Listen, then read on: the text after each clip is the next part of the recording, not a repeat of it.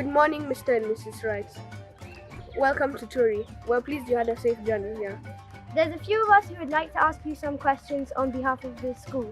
I'm Hugh in year 8. Then we have Zach in reception, Josh in year 2, Eli in year 3, Emmanuel in year 4, Jamie in year 5, Philippa in year 6, Katie in year 7, and Jeremy in year 7. Good morning. Good morning. And thank you for your welcome, and it's just great to be here. And over to you with the questions. How does it feel to finally be here in Turi? It feels really great to be finally here. We were fortunate to visit in March, and of course then we've had COVID, so it's been a strange journey, but we're so delighted to be here. We've had such a great welcome from the teachers that are on site. And there's been a lot of waiting, but it feels just wonderful to be finally here face to face. So yeah, we're very excited. Tell us more about you. Wow. Well, we're both in our 50s, so there's quite a lot that we could say, but we won't give you everything. We've been married for 25 years. We celebrated our silver wedding anniversary earlier in August. We have 2 grown-up children. Emily, who is 22, she's just graduated from Newcastle University, and she's off to work in Bordeaux in France with the church for a year. What to say about Will? Yeah, and Will, our son, is 19. So he completed his A-levels last year and has had a gap year. It's been a little bit disrupted, obviously, but he's managed to do lots of exciting things. And all being well, he will go to Nottingham University in the middle of September to study Spanish with media.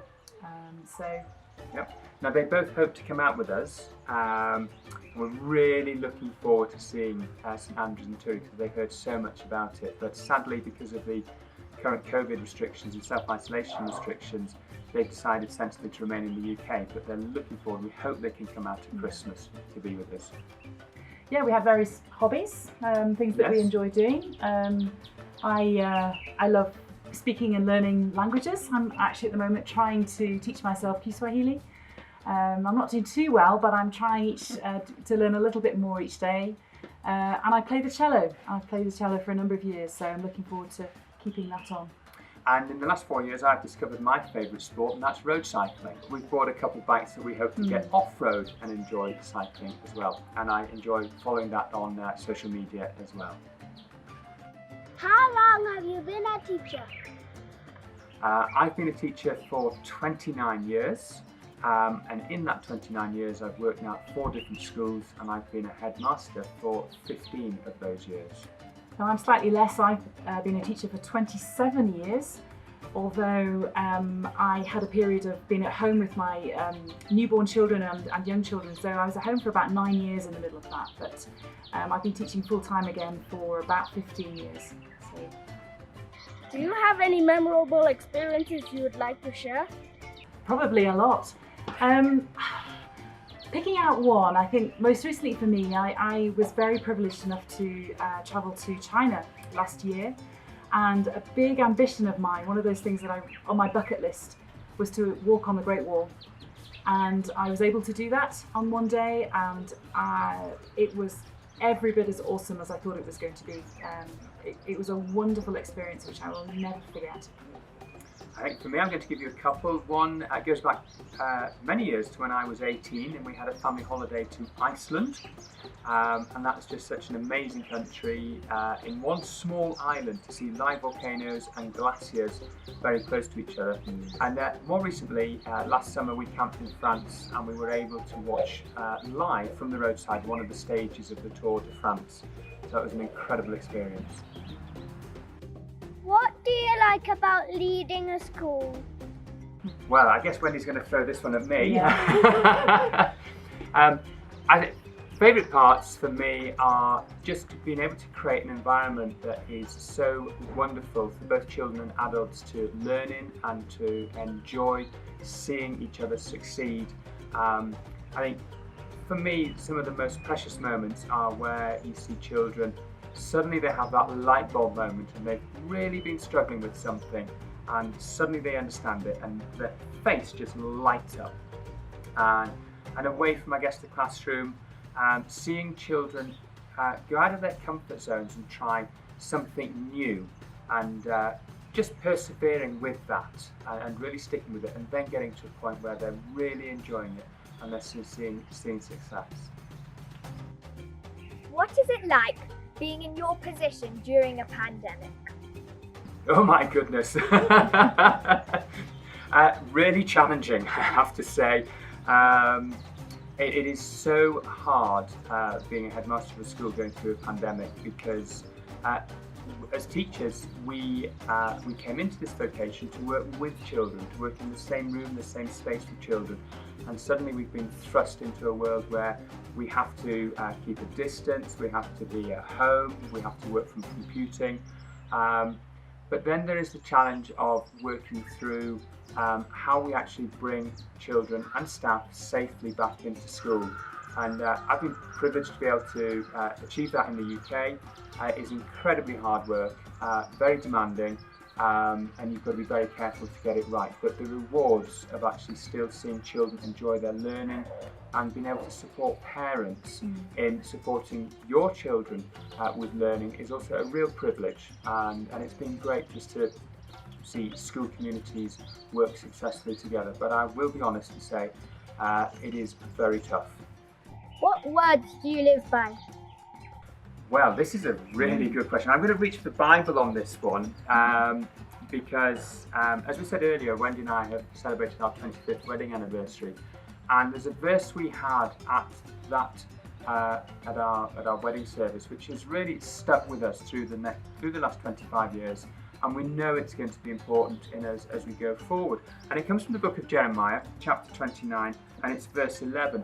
And the bit of background here is that Jeremiah is speaking to the Israelites who are in exile at this time. So life for them is very tough. It's not an easy time. I guess you could say there are parallels a bit in some ways with the pandemic situation that we're living in. But the verse is this. It's Jeremiah 29 verse 11. For I know the plans I have for you, declares the Lord. Plans to prosper you and not to harm you. Plans to give you hope and a future. And it's not to say that our lives are going to be straightforward and very easy.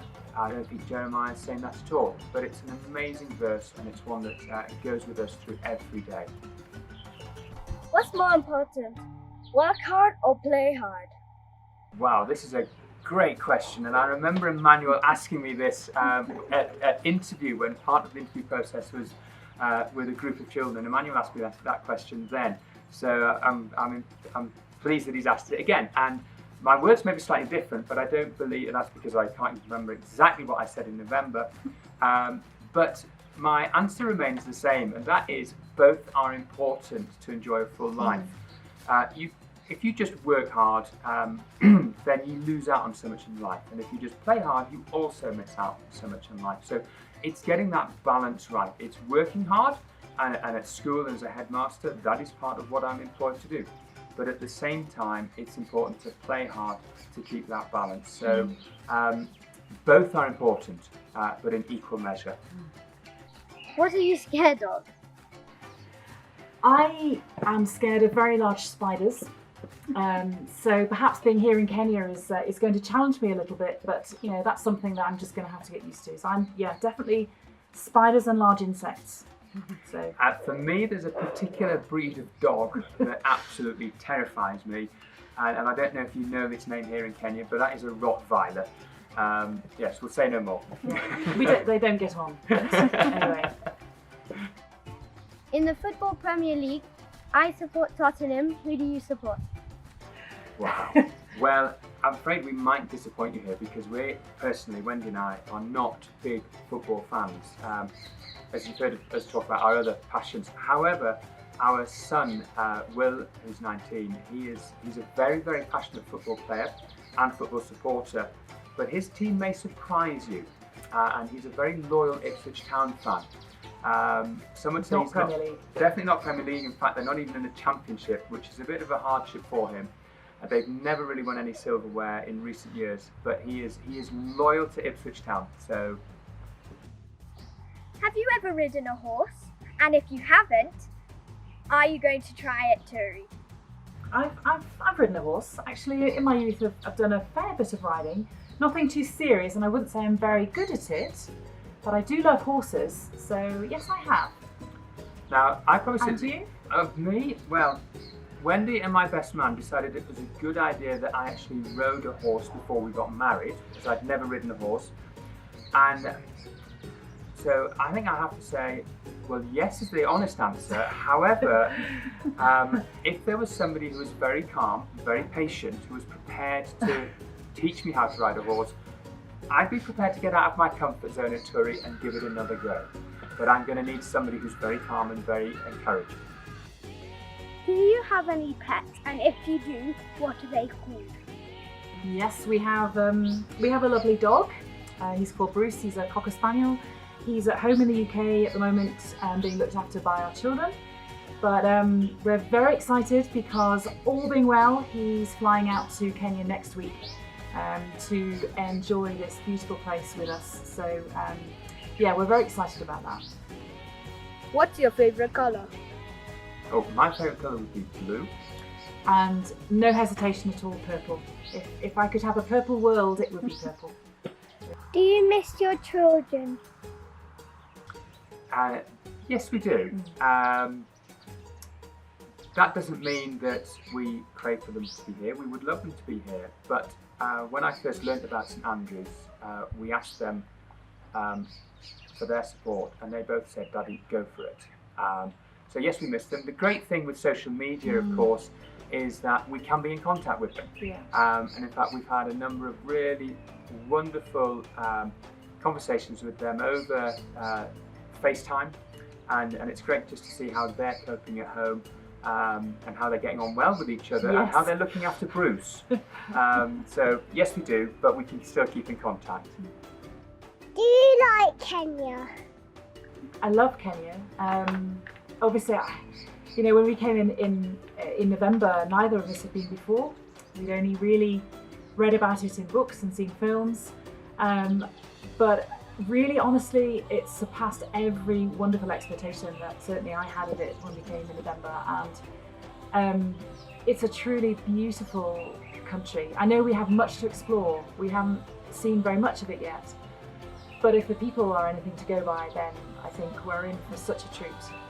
And we feel so welcomed and so comfortable here. It's really great. I love Kenya as well, and it's a short, like Wendy said, it's in a short time. But I'll just share one story with one of my teachers at my last school. I was born in Kenya, and she wrote a card to me before we moved in the summer, and she said in that card, "My dad always says there's a smell and a sound of Kenya that gets into your bones and gets into your life." And I have to say, over the 3 visits I've done before we moved out here last week, I have to say I agree with that. I agree with that, and I'm looking forward to exploring this country. Obviously, we've only seen a very small amount, and there's so much for us to explore, and we're looking forward, and we're just so pleased to be here. Let's pray. Dear Lord, thank you for welcoming Mr. and Mrs. Wright, and please let them achieve their goals and work their hardest. Amen. Amen.